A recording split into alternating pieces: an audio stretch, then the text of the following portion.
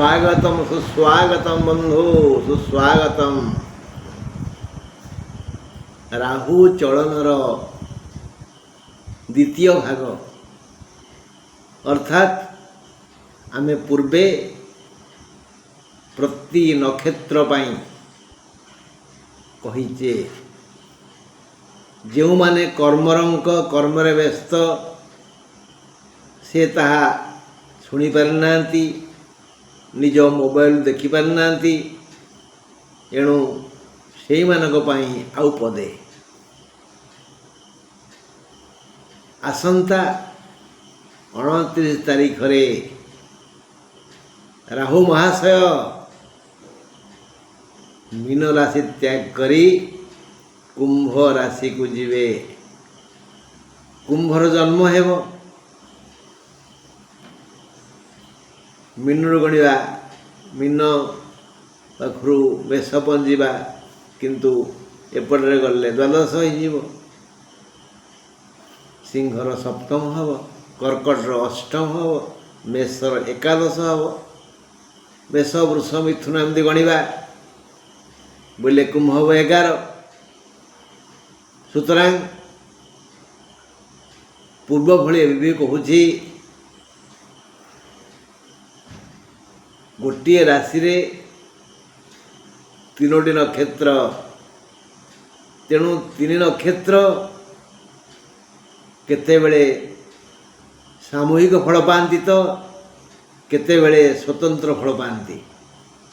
मुख्यतः जन्म जातक राहुंकर स्थिति आग देखा जदि से तृतीय षष्ठ एकादश बा दशम अछंती निश्चित भाव आजीवन राहुंकर कल्याण पाइबा आउ राहु महादशारे संगठित राहु अंतर्दशार फल अत्यंत उत्तम हेब।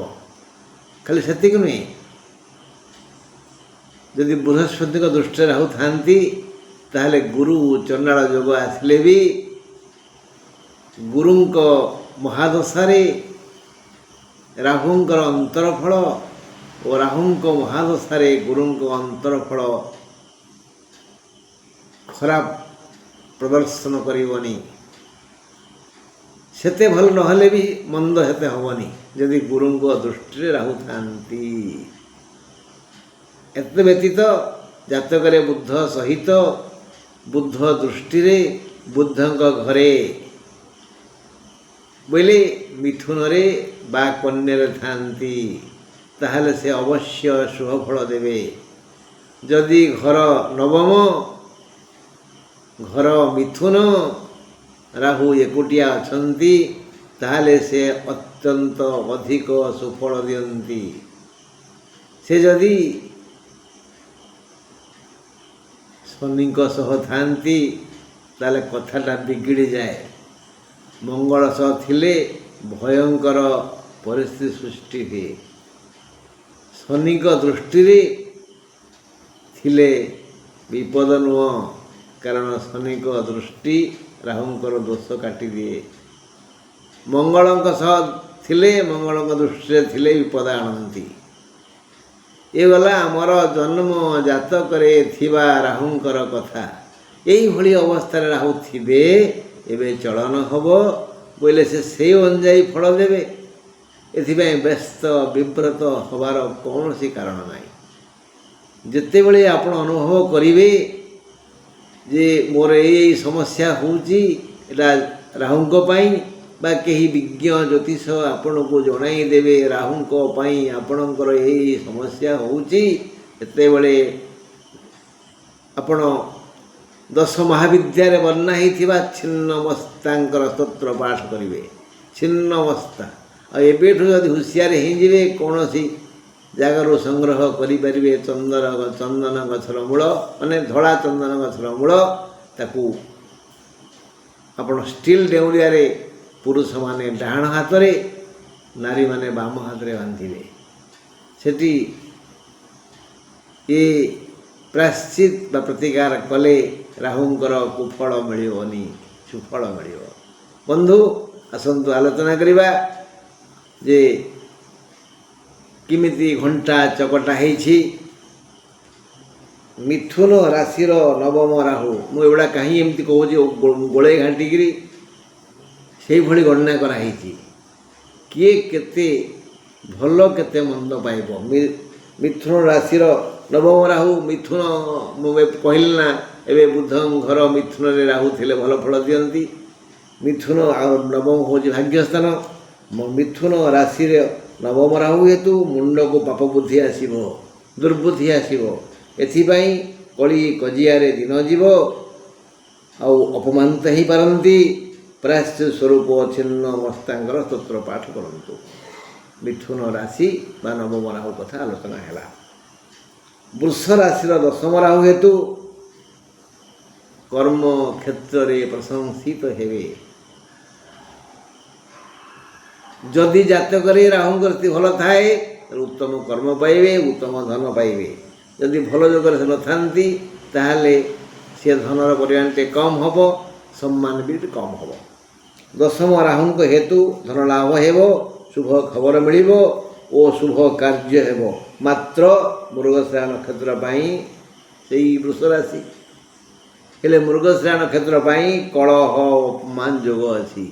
ବୃଷ ରାଶିର ଦଶମ ରାହୁ ହେଲେ ତାରି ଘରେ ଅଛି ମୃଗଶିରା ନକ୍ଷତ୍ର। ମୃଗଶିରା ବୃଷ ପାଇଁ ଭଲ ଯୋଗ ନୁହଁ। ସେ କଳହାସକତ ହେବ, ଅପମାନିତ ହେବ। ଏଣୁ ମୃଗଶିରା ନକ୍ଷତ୍ର ବିଶିଷ୍ଟ ବୃଷ ରାଶିମାନଙ୍କୁ ମୋର ପଦେ ଅନୁରୋଧ, ସେମାନେ ଯଥା ସମ୍ଭବ ନୀରବତା ରକ୍ଷା କରନ୍ତୁ। ଆବଶ୍ୟକ ହେଲେ ପଦେ କି ବିପଦ କୁହନ୍ତୁ, ନହେଲେ ଚୁପ୍। ହେଲେ କେବେ ବି ମାରଣା ଷଣ୍ଢ ପାଖକୁ ଆସିବନି, ଅପମାନିତ ହେବନି, ହେବାନି କି କଳହ ହେବନି। ମୌନିନଃ କଳହ ନାସ୍ତି। ମେଷ ରାଶିର ଏକାଦଶ ରାହୁ, ଏକାଦଶ ରାହୁ ବଢ଼ିଆ ବଢ଼ିଆ ବଢ଼ିଆ ଫଳ ଦେଇଥାନ୍ତି। କିନ୍ତୁ ଜନ୍ମ ଜାତକରେ ସେ ଭଲ ଜାଗାରେ ନଥାନ୍ତି ତାହେଲେ ସେତେ ବଢ଼ିଆ ଫଳ ମିଳିବନି। ମେଷ ରାଶିର ଏକାଦଶ ରାହୁ ହେତୁ ସମସ୍ତ ପ୍ରକାର ଆର୍ଥିକ, ଦୈହିକ, ମାନସିକ, ଲୌକିକ, ପାରମାର୍ଥିକ, ସନ୍ତାନଗତ, ସଂସାରଗତ, ଦମ୍ପତିଗତ ଯଶ କୀର୍ତ୍ତି ଲାଭ ହେବ, ପ୍ରବଳ ଧନାଗମ ହେବ। ମେଷ ରାଶିର ଯଦି ଜାତକରେ ସେ ଭଲ ଭାବରେ ଥାଆନ୍ତି, ଏଇଟା ବ୍ରାକେଟରେ ଲେଖା ହେଇଛି, ହେଲେ ସବୁ ଦିଗରୁ ଲାଭ ହେବ। ମେଷ ରାଶିର ଆବାଳ ବୃଦ୍ଧ ବନିତା, ଛାତ୍ର, ମହିଳା, କର୍ମଚାରୀ, ବ୍ୟବସାୟୀ, କୃଷକ, ସୈନିକ, ବୈଜ୍ଞାନିକ ସମସ୍ତଙ୍କର ମଙ୍ଗଳ ହେବ।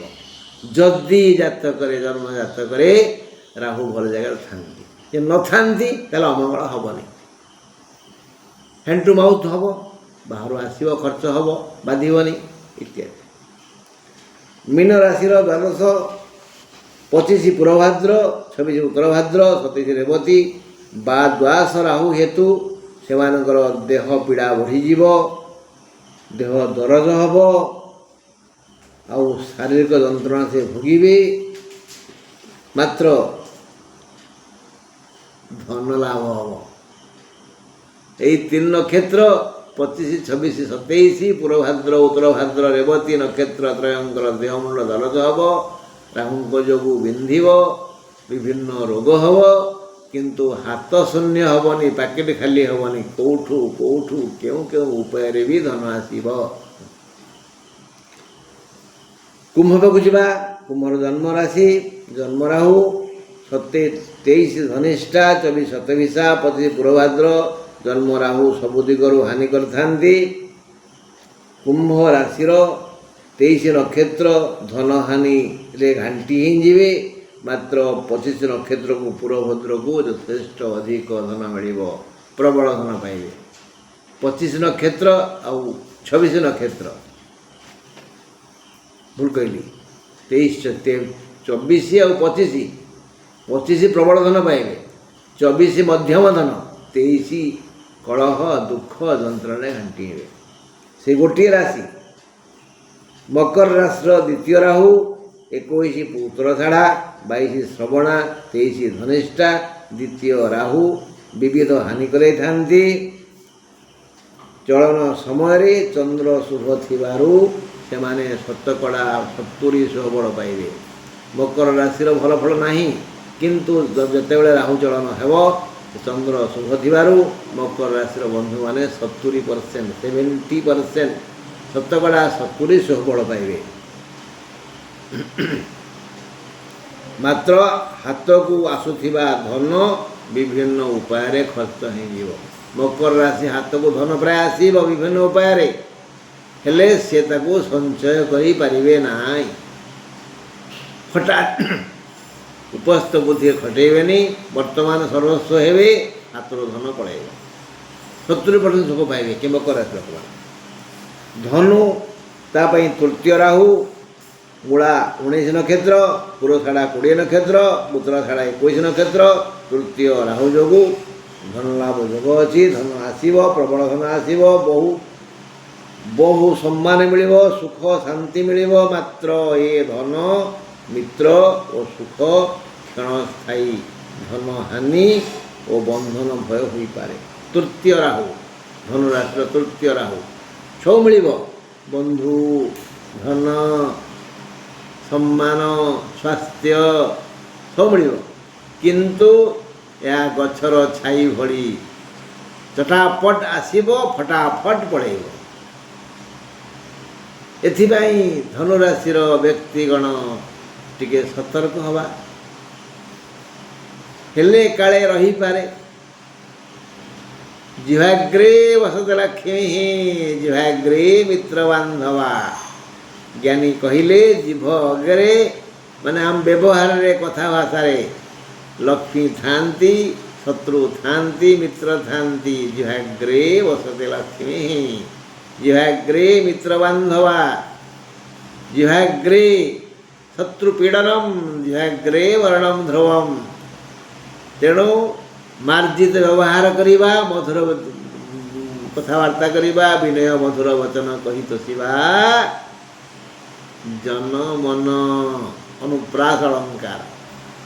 ହଁ ବନ୍ଧୁ, ଆମେ ଏବେ ଯିବା ବିଛା ପାଖକୁ। ଚତୁର୍ଥ ରାହୁ, 16 ବିଶାଖା, 17 ଅନୁରାଧା, 18 ଜ୍ୟେଷ୍ଠା। ଚତୁର୍ଥ ରାହୁ ଶୋକ କରିବା ପାଇଁ ସୁଯୋଗ ଦିଅନ୍ତି। ତେଣୁ ଏ ଦୁର୍ଯୋଗ ଆସିବ ବିଛା ରାଶି ପାଇଁ। 16 ନକ୍ଷତ୍ରକୁ ସୁଖ ଓ ଶାନ୍ତି ମିଳିବ। 17, 18 ପାଇଁ ଭୁଲ ଖବର ମିଳିବ, ଶୋକ କରିବେ, ଭୁଲ କାମ ହେବ, ପଶ୍ଚାତାପ କରିବେ। 16 ପାଇଁ ଶୁଭ। 16 ନକ୍ଷତ୍ର, 16 ହେଲା ବିଶାଖା। ବିଶାଖା ବିଛା ପାଇଁ ସୁଖ ଶାନ୍ତି ମିଳିବ।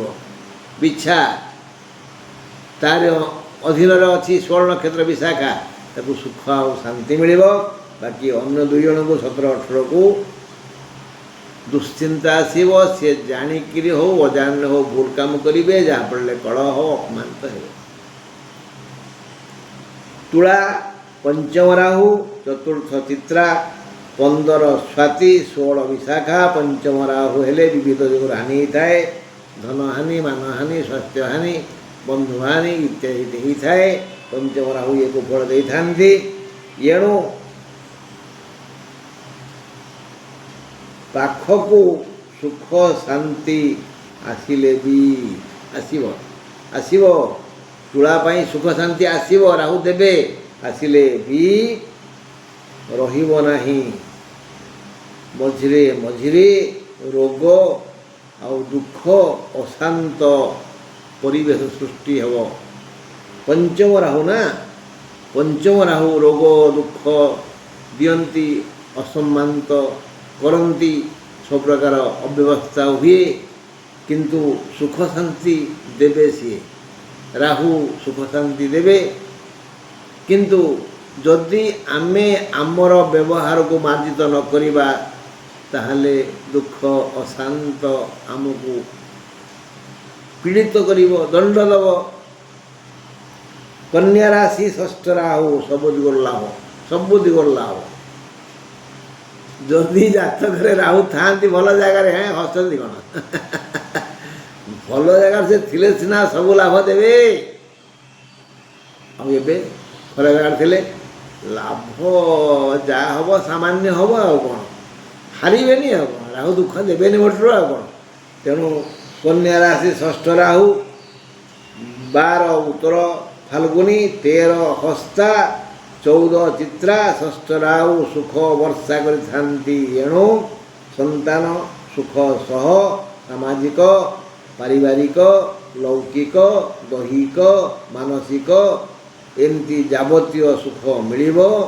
ଈଶ୍ୱରଙ୍କ କଲ୍ୟାଣ ମିଳିବ, ପ୍ରାର୍ଥନା ସିଦ୍ଧ ହେବ, ମନ୍ଦିରକୁ ଯାଉଥିବାରୁ ଫଳ ମଧ୍ୟ ପାଇବେ, ଲଗାଇଥିବା ଗଛରେ ଫଳ ଫଳିବ, ଗୋଠକୁ ଆଣିଥିବା ଗାଈର ଦୋହନ ଶକ୍ତି ବଢ଼ିଯିବ, ସେ ଦୁଗ୍ଧ ଅଧିକ ଦେବ, ଚାଷୀଙ୍କର ଚାଷ ପ୍ରବଳ ହେବ, ବ୍ୟବସାୟରେ ପ୍ରଚୁର ଲାଭ ହେବ, ଚାକିରିଆମାନଙ୍କର ସ୍ଥଗିତ ଧନ ମାନେ ଏରିୟର ମିଳିଯିବ, ଇନକ୍ରିମେଣ୍ଟ ହେବ, ପ୍ରମୋସନ୍ ହେବ। ଯଦି ହେଇଥାଏ କ'ଣ ସେମାନଙ୍କର କନ୍ୟା ରାଶି।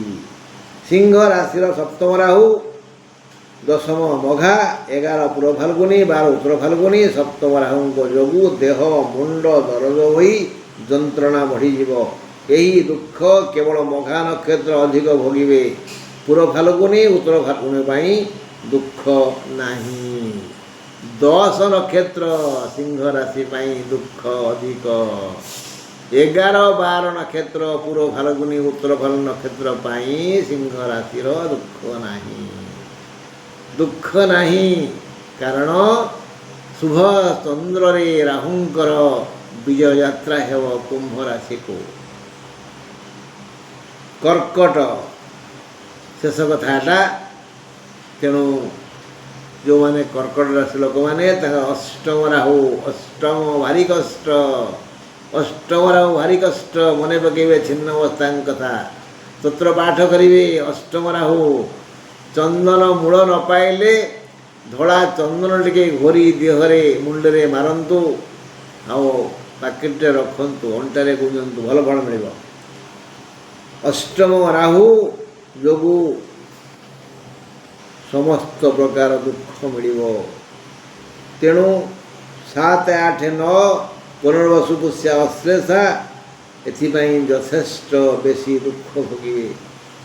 କର୍କଟ ରାଶି ପାଇଁ ରାହୁଙ୍କର କ୍ରୂର ଭାବ, ଅଷ୍ଟମ ରାହୁ। ହେଲେ ହେ ମୋର ଭାଇ ବନ୍ଧୁ କୁଟୁମ୍ବ, ଦୁଃଖ ଆସିବନି। ବ୍ୟାସଦେବ କହିଲେ ସୁଖ ଏଇଠି, ଦୁଃଖ ଏଇଠି, ପରୋପକାରମ୍ ସୁଖସ୍ୟ କାରଣମ୍। ତେଣୁ ଟିକେ ପର ଉପକାର କରନ୍ତୁ, ପର ପାଇଁ ଗାତ ଖୋଳନ୍ତୁନି, ଈର୍ଷା ହିଂସାର ବଶବର୍ତ୍ତୀ ହୁଅନ୍ତୁନି। ଅଷ୍ଟମ ରାହୁ କର୍କଟ ରାଶି। ଯଥା ସମ୍ଭବ ପରୋପକାର କରନ୍ତୁ, ଯଥାଶକ୍ତି ଦାନ ଦିଅନ୍ତୁ, ସେବା କରନ୍ତୁ, ଲୋଭ ତ୍ୟାଗ କରନ୍ତୁ, କାମ କ୍ରୋଧ ଲୋଭ ପଛରେ ପଡ଼ନ୍ତୁନି, ଆଉ ଯଥା ସମ୍ଭବ ସେବା କରନ୍ତୁ, ଅନ୍ୟକୁ ଦୟା କରନ୍ତୁ, ନିଷ୍ଠୁର ହୁଅନ୍ତୁନି। ତମେ ନିଷ୍ଠୁର ହେବ, ରାହୁ ତମ ପଛରେ ରହି ଚୁଟିକି ଟାଣିବ, ଦ୍ୱିବିଧା ପକାଇବ, ମେରୁଦଣ୍ଡ ବଙ୍କା ହେଇଯିବ। ପାଲ ଯଦି ସେବା କରିବେ, ଦାନ ଦେବେ, ପରୋପକାର କରିବେ, ମନ ନିର୍ମଳ ଜଳ ଦେଇ ଉଦ୍ଧବ ଗଙ୍ଗା ଜଳ ସେଇ। ହରି ଓମ୍ ତତ୍ସତ୍। ବନ୍ଧୁ ରହିଲି, ତୁମର ଜୟ ହେଉ, ମଙ୍ଗଳ ହେଉ। ଓମ୍ ଶାନ୍ତି।